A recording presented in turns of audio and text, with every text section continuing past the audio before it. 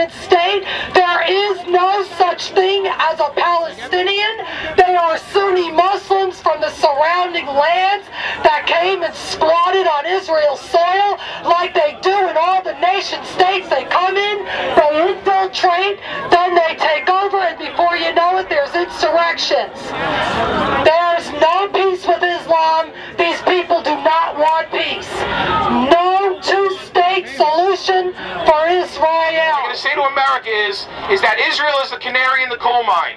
And listen to what I'm saying. If God forbid you do not stand with Israel, the next step for Islam and the supremacy of jihad will be Europe.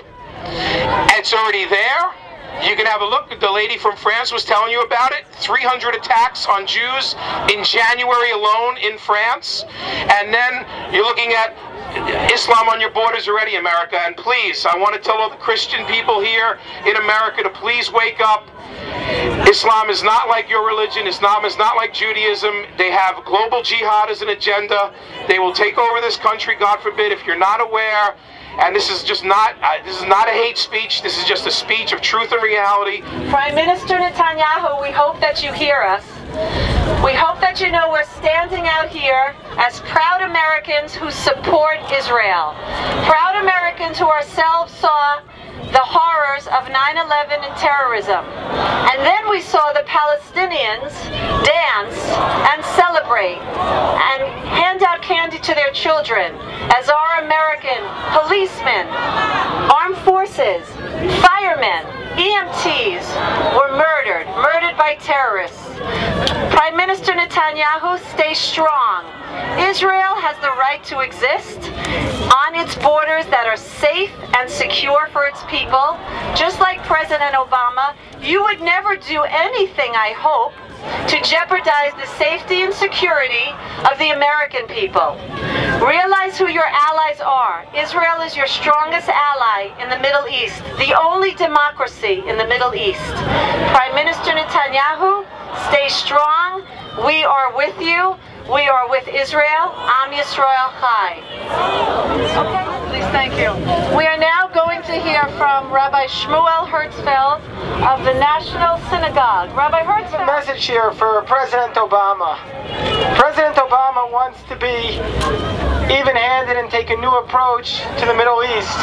But let's remember that while he wants to talk about a new approach, we're seeing the same old approach going on. As long as there are rockets falling down on innocent people, it's time to stop talking about a new approach until the old approach stops. Sometimes you think about where we are in the world today, and you can look at the headlines, and they're the exact same headlines as from 10 years ago. Well, the reason why that is because as long as the old approach is still going on, we can't have a new approach. And this is the message for President Obama and for Prime Minister Netanyahu. As long as there's the same old approach, we can't have a new approach. Am Yisrael Chai. People of Israel live. The people of Israel live. Am Yisrael Chai. Israel Chai. Am Yisrael Chai. No two-state solution. Absolutely no two-state solution for Israel. That is not a solution for peace.